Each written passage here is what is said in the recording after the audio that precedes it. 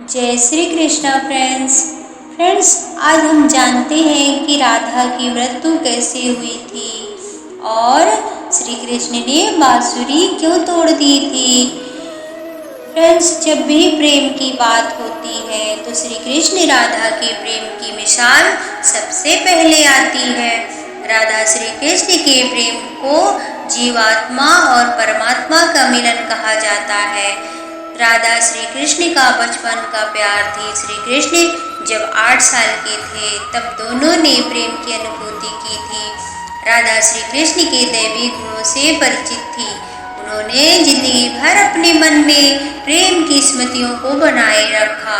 यही उनके रिश्ते की सबसे खूबसूरत बात थी। कहा जाता था कि श्री कृष्ण को केवल 2 ही चीजें सबसे अधिक प्रिय थी। ये दोनों चीजें भी आपस में एक दूसरे से गहराई से जुड़ी हुई थी। एक थी राधा और दूसरी थी श्री कृष्ण की बांसुरी।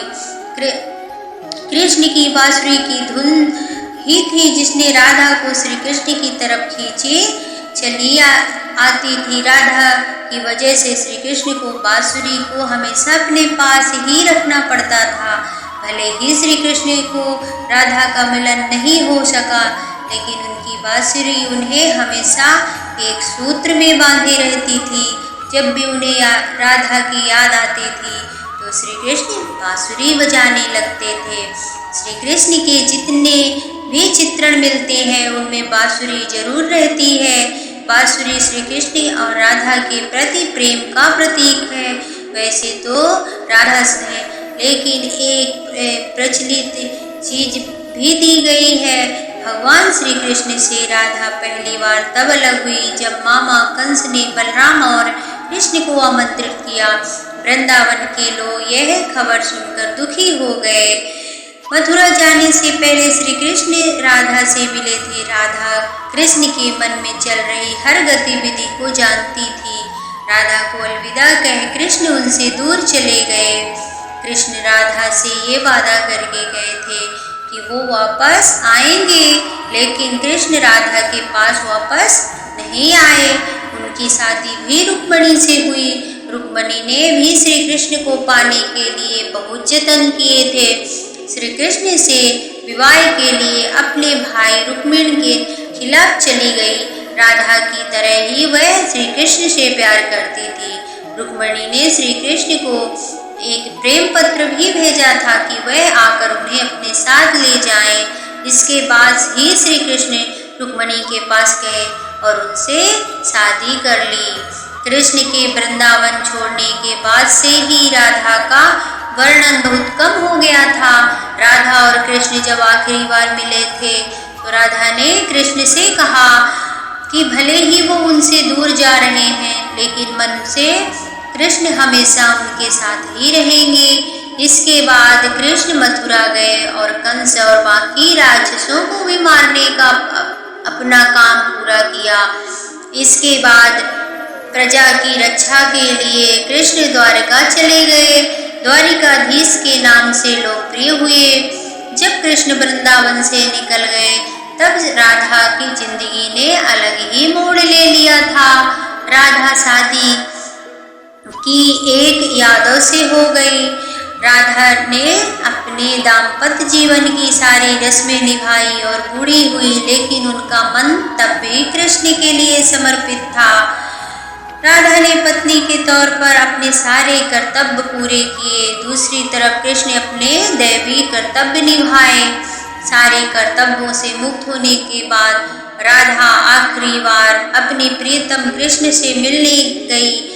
जब वह द्वारका पहुंची तो उन्होंने कृष्ण के रुक्मिणी और सत्यभामा से विवाह में सुना, लेकिन वह दुखी नहीं हुई। जब कृष्ण ने राधा को देखा तो बहुत प्रसन्न हुए। तो की भाषा में एक दूसरे से काफी देर तक बातें करते रहे।